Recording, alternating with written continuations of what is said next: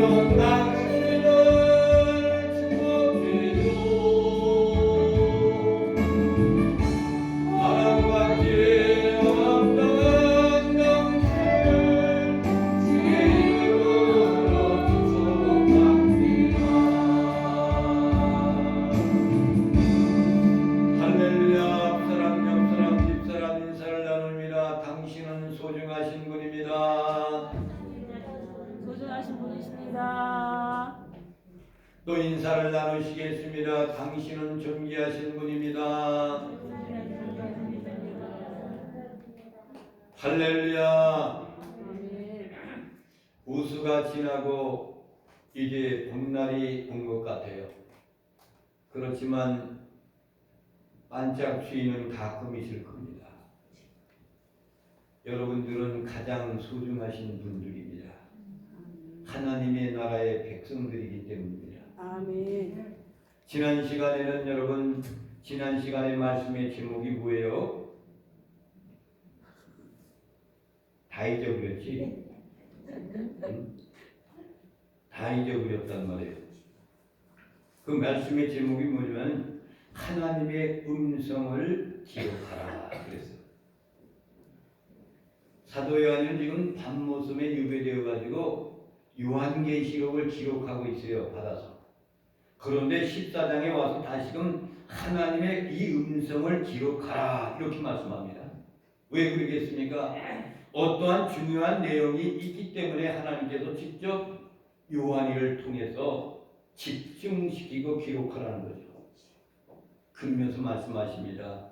주 안에서 죽은 자들이 복이 있도다 그랬어요. 아멘. 이 복은 어떤 복입니까? 세상에 있는 좋은 집을 가지고 있는 복, 좋은 차를 타고 다니는 복, 그 모든 복보다도 더 중요한 것이 영원한 생명, 하늘의 신령한 복이에요. 아멘. 여러분들은 이런 복을 누리고 사는 줄 믿습니다. 아멘. 아담은 선악과를 따먹으로 말미암아서 범죄자가 됩니다.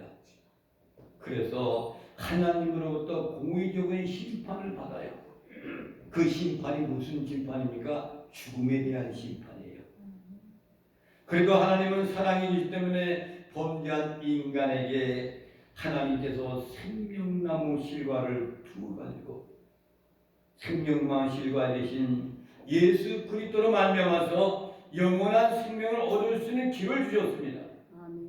할렐루야. 아멘. 그것이 영원한 생명을 먹어야만이 죽음의 문을 통과해서 우리는 영원한 세계로 들어갈 수 있다는 사실이에요. 여러분 믿습니까? 아멘. 주님이 말씀했습니다. 그때 그러하다 그들이 수고를 그치고 쉬리니 이는 그들의 행한 일이 따름이니라 하더라 그랬어요. 행한 일이라는 것이 뭡니까? 마태복음 7장 비유 말씀을 들어 말씀드렸죠. 인생에게는 두 가지 기초가 있다 그래서 하나는 반석 위에 세우는 기초, 하나는 모래의 기초를 삼는 사람. 우리는 지금 기초를 어디에 두었습니까? 반석 위에 두었단 말이에요. 아멘. 무엇을 통해서? 예수 그리스도 믿음을 통해서 고백함으로써 우리가 기초를 반석 위에 세운 거예요. 아멘. 요한복음 1장 12절에 있는 말씀 보면은 주님이 말씀했어요. 영접하는 자, 그 이름을 믿는 자들에게는 하나님의 자녀의 권세를 주었으니 그랬어요. 이것이 하나님의 무조건적인 사랑인 거예요. 그러니까 범죄에서도 무조건적인 사랑으로 우리를 베풀어 주었어요. 이것을 뭐라고 하냐면 은혜라 그래요. 반석의 인생의 집을 지어가는 사람과 모래의 인생을 지어가는 사람이 있는데 반석의 집을 짓는 사람들은 행한 일이 믿음의 기초를 그 싸움 가운데 싸움에 이기는 사람이에요. 여러분들은 반석의 기초를 세우신 분들로 믿고 있습니다. 아멘. 할렐루야. 아멘. 반석의 기초를 삼아야 돼. 예수 그리스도의 반석의 기초를 삼고 가는 거예요. 아멘. 모래에 짓는 사람들은 뭡니까? 하나님을 부인하는 사람들, 예수님을 그리스도로 영접하지 않는 사람들, 그런 사람들은 모래 위에 집을 짓는 사람이라 이렇게 이야기합니다. 오늘 말씀에 보면은 이어서 보면은 오늘 말씀의 제목이 뭐예요? 마지막 추수. 추수. 그래서 추수감사절 때에만 부르는 찬송을 오늘 불렀어요. 저 목사님 때도 모르고 추수감사 찬양을 하네. 이유가 다 있는 거야. 성경 말씀대로 있단 말이지. 아멘. 추수감사는 사실은 뭡니까? 마지막 추수야. 마지막 추수. 아멘. 추수감사가 끝난 다음에 여러분 추수해요? 그 이듬해나 추수가 들어가잖아. 마지막 추수란 말이에요. 14절 말씀을 다 함께 보시겠습니다. 시작. 또 내가 보니 신기름이 있고 구름이 인자 같은 이가 앉으셨는데 그 머리에는 금멸관이 있고 그 머리에는 위대한 낫을 가졌더라. 할렐루야. 사도에니가 뭘 봤어요? 흰구름이 있다. 구름 위에 인자 같은 이가 앉아있다. 그 머리에는 금멸관이 있고 그 손에는 예리한 낫을 가졌더라. 여러분, 낫이라는 것이 별을 뵐 때 사용하는 거죠. 그렇죠? 뵐 때 사용하는 거야. 그런데 어떻게 보면 낫으로 빈다 그러니까 심판을 예고하는 말씀 같죠? 그래요, 안 그래요? 흰구름이라는 것은 뭘 상징하는 거다 그랬어요? 하나님의 임재를 가리킨다고 했어요. 인자라는 그런 얘기는 누구를 가리키는 거예요? 예수 그리스도를 가리키는 거죠. 다니엘서 보면 인자라는 그 말씀은 무엇을 말씀했냐면 다니엘서 기자였던 다니엘 선지자가 미래 앞으로 이 땅에 오실 메시아를 가리켜서 인자라고 이렇게 말씀했어요. 그분이 신약시대에 오셨어요. 오셔가지고 십자가에 죽으시고 부활 승천해가지고 성령을 보내주시고 하나님 우편에 계신 거예요. 우리는 인자 되신 그분을 두 번째 재림을 기다리는 거룩한 성도 친구들인 거예요. 아멘. 여러분, 금멸관이 있고 그래서 누가 가지고 있는 거예요? 이것이 우리 주님이 갖고 있는 거예요. 아멘. 이 금면류관이라는 것은 여러분 어떠한 면류관 같은 것을 상징하고 있을 것 같죠? 이것을 여러분 헬라어로 무슨 말이냐면 스테파노스라 이렇게 이야기합니다. 이 의미는 뭐냐면은 화관을 이야기해요. 화관. 아름다운 꽃이라 이거 아름다운 꽃. 꽃을 승리자에게 주어지는 하나의 아름다운 꽃을 주는 거예요. 주님이 모든 끝을 마치고 추수돼서 알고게 되었으면은 그 나라에 갔을 때 하나님께서 야 너 참 수고 많이 했다 라고 아름다운 화관을 우리에게 주는 거예요. 아멘. 할렐루야. 아멘. 그것이 그 머리에는 금멸관이다. 그 손에는 예리한 낫이 가졌다. 여러분, 예리한 낫을 가졌다는 얘기를 무엇일까요? 스가리야서를 보겠습니다. 스가리야서 5장 1절부터 2절에 있는 말씀 보면은 그 말씀 가운데 이런 말씀이 있어요. 거기는 두루마리라는 말씀이 나와요. 이 두루마리라는 말씀이 바로 낫과 같은 그 비유의 말씀인 거예요. 스가리야서 5장 1절부터 2절에 있는 말씀. 스가리야서 5장 1절부터 2절에 있는 말씀. 다 함께 이 말씀을 합독하시고 큰 복을 받아 누리시겠습니다. 시작. 내가 다시 눈을 들어본 중 날아가는 두루마리가 있더라. 그가 내게 묻되 내가 무엇을 보느냐 하기로 내가 대답하되 날아가는 두루마리를 보나이다. 할렐루야. 여러분, 두루마리라는 것이 낫과 같은 거예요. 하나님의 말씀을 상징하는 그런 얘기란 말입니다. 궁극적으로 하나님의 말씀이라는 것은 복을 주시기 위해서 우리에게 주신 하나님의 생명의 말씀이에요. 스가랴 선지자가 날아가는 두루마리를 보았다. 하나님의 말씀이 우리에게 복이 되는 거예요. 아멘. 스가랴서는 이스라엘 백성들의 무도한 행위에 대해서 이 선지자는 이렇게 마지막 하나님의 기회를 주기 위해서 말씀을 그들에게 주는 겁니다. 계시록 14장 15절 16절 말씀을 또 보시겠습니다. 시작. 또 내가 보니 구름이 있고 시작. 유신이를 향하여 큰 음성으로 외쳐 이르되 당신의 낯을 휘둘러 거두소서 땅의 곡식이 이거 거둘 때가 이르렀음이니이다 하니 유신이가 낯을 휘둘러 땅의 곡식이 거두어지니라. 할렐루야. 15절 16절에 있는 말씀은 단 스가랴서에 있는 말씀하고 같이 연결되게 되어 있는 것이 요한계시록 14장 15절 16절 20절에 있는 말씀이 그와 같은 그 맥락을 이루고 있는 거예요. 그런데 15절부터 16절에 있는 말씀은 심판이 아니고 구속받은 백성들을 완성하여서 거두는 추수를 이야기하는 거예요. 그것을 무엇으로 규정해내면 낯으로 그것을 표현했어요. 스가랴서에서는 하나님의 말씀을 붙잡고 살다가 어떤 고난과 역경 속에서도 여러 가지 잘 견디어 힘이 되신 여호와를 붙잡고 마지막까지 승리하는 사람들, 그 사람들은 마지막 때 그 말씀의 기준으로 이제 알곡을 하나님께 거두시는 그런 사람들이 된다는 거예요.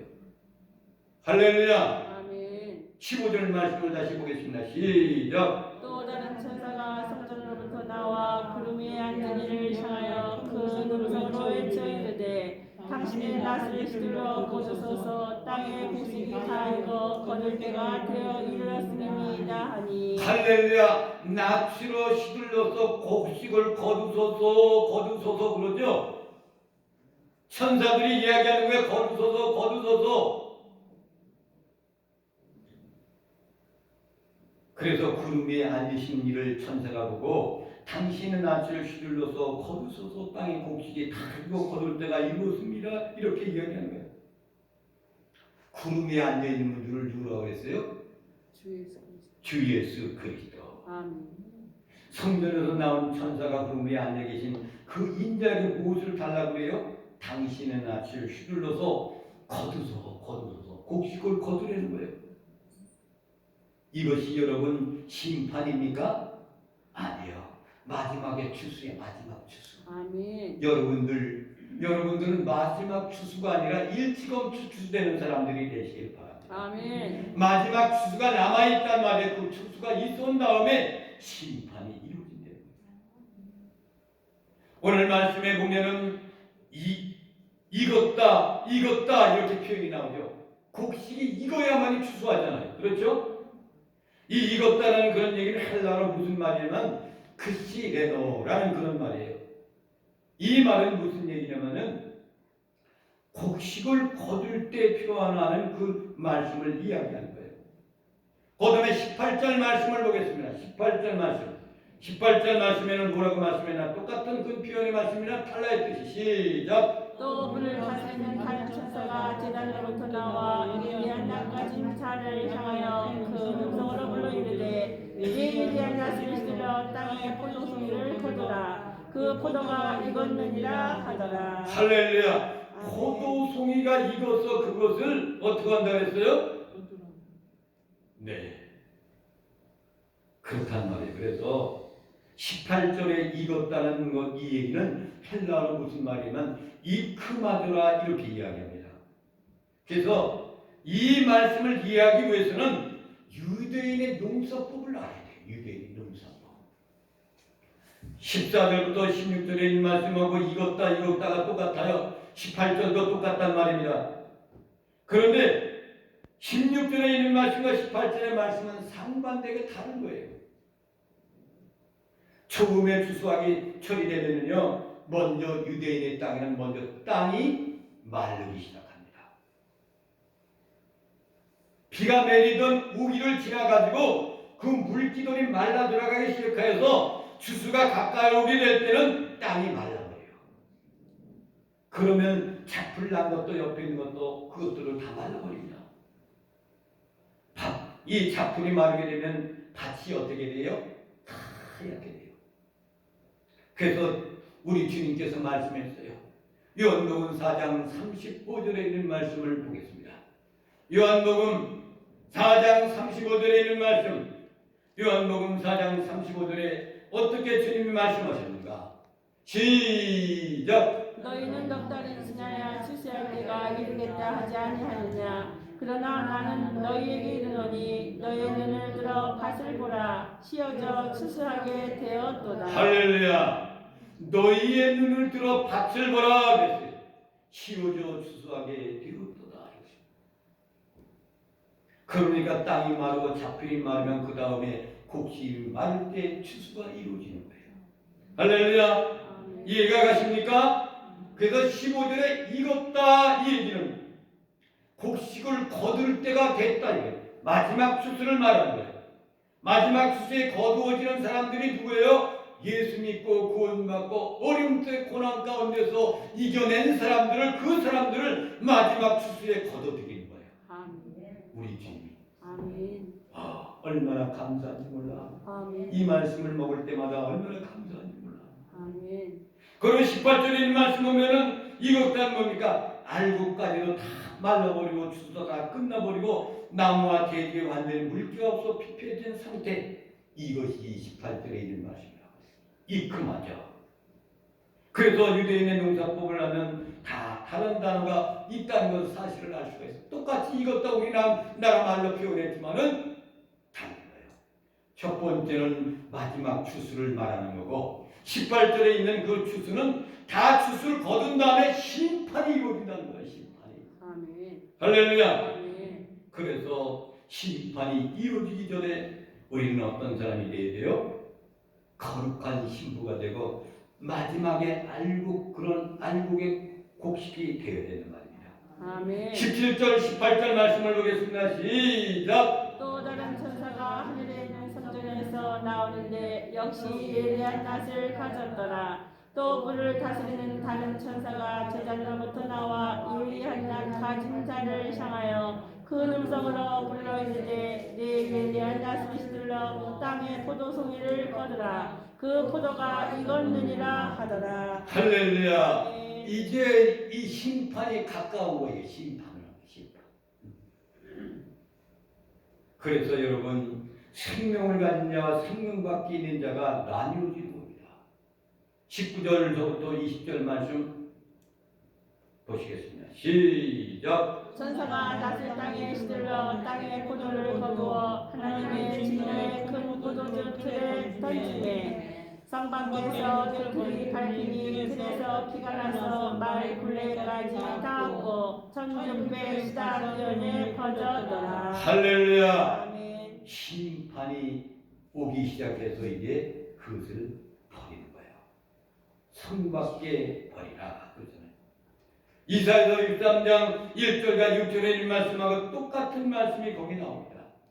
그래서 요한계시록을 볼 때는 다른 서진서와 창세기 이런 것을 보면서 그것을 알게 되어 있습니다.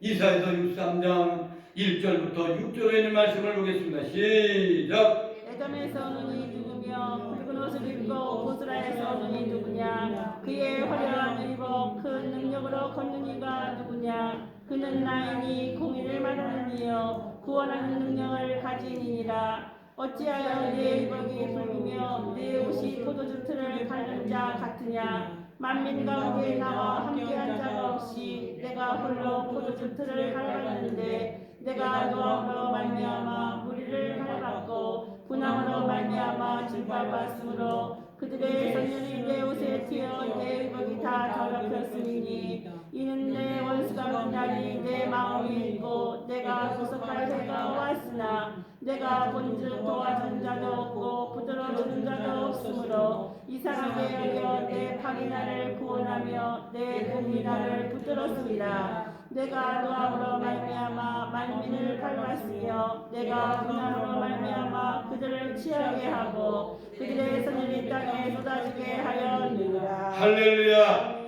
이사야서 13장 1절부터 5절에 있는 말씀이 바로 뭐예요? 심판의 경고, 심판 이루어진다는 거죠.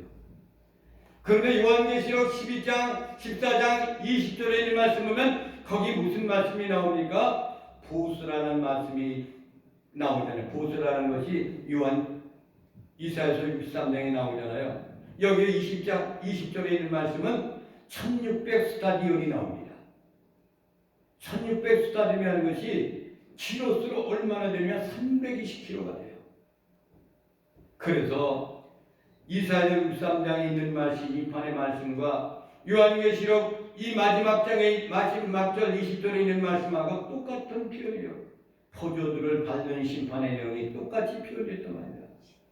그런데 어디서부터 시작됐냐? 보스라에서부터 시작되어서 아마겟돈 지역까지를 이루는 그 기간의 그 키로수가 어떻게 되면 320km예요. 1600 스타디온이라는 길이가 보스라는 그 지역부터 아마겟돈 지역까지 그 거리를 바로 320km로 이렇게 알고 있는 겁니다. 그래서 인류의 종말의 사인을 알리는 격렬한 영적인 전투가 벌어진다는 바로 그 현장이 어디예요? 아마겟돈 지역이란 말이에요. 1600 스타디온이라는 그것이 보스라 그 지역부터 아마겟돈 그 지역과 거리가 320km가 똑같은 거예요. 무시무시하지 않습니까?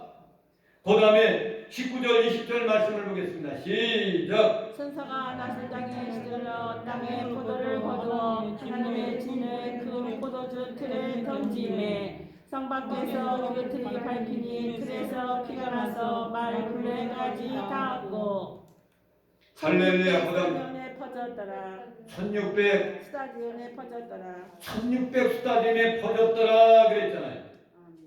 그것이 보스라는 지역에서도 아마겟돈 지역까지 320km 1600 스타디움을 이야기하는 거예요. 그런데 성 안이 아니고 어디예요? 성 밖에, 성 밖에. 그러니까 구원 밖에 있는 자들이죠. 궁극적으로 겪을 심판의 내용은 여기에 묘사하고 있는 거예요. 그래서 14절부터 20절까지는 두 차례 걸친 낫을 휘두르는 장면이 나와요. 그런데 둘 다 심판이 아니고 전반부의 14절부터 16절에 있는 말씀은 마지막 축수를 이야기하는 것이고 그 다음에 17절부터 마지막 20절까지는 그것이 심판을 예고하는 그런 내용의 말씀인 겁니다. 그래서 성 밖에 있는 존재자들, 그리스도를 고백할 줄 모르는 밖에 있는 사람들, 마치 포도주 틀에 포도가 발져서 붉은 소녀를 이루는 것처럼 그런 심판을 예고하는 말씀을 요한계시록 14장에 있는 말씀인 겁니다. 그런데 성 밖에 있는 존재들, 그리스도의 고백밖에 없는 사람들, 이것들이 결국은 붉은 소녀를 이루면서 발품받는다고 이렇게 말씀했습니다. 인류는 역사는 예수님 안에 살았던 사람들과 밖에 있었던 사람들로 결국은 명백하게 두 그룹으로 나뉘게 되어 있어요. 성 안에 있는 사람들은 구원받아서 하늘 백성들이 되는 것이고 성 밖에 있는 사람들은 구원받지 못한 사람들은 심판으로 가는 거예요. 그래서 여러분 옛날에 저희들이 어렸을 때 무슨 게임을 많이 했냐면 땅 따먹기 했어요. 땅 따먹기. 조각비 같은 것을 이렇게 딱 그려놓고 땡 쳐가지고 세 번에 들어오는 거야. 그럼 그 다음에 한 마리가 뚱 치면 거 이렇게 하고 땅 따먹기 한 거 여러분 아셔요? 많이 했단 말이에요. 그 옛날에 무슨 놀이가 있어요. 그거 갖고 그 고무줄하고 말이야 공기를 놀이하고 뭐하고 그거 했지. 근데 요즘은 얼마나 게임들이 많습니까? 어린아이들이 말도 못합니다. 오케이 구글 하고 뭐 이만 여기서 뭐 나그리나 봐. 우리 손녀가 오케이 구글 그러니까 거기서 다시 한번 해보세요 이러더라고. 얼마나 좋은 시절인지 몰라. 땅 따먹기고 가자마자 보면 어머니가 니언 넘어갈 때 얘야 너나 저녁 먹어라 그러면 에이 이러고 도망가. 이거의 인생인 겁니다.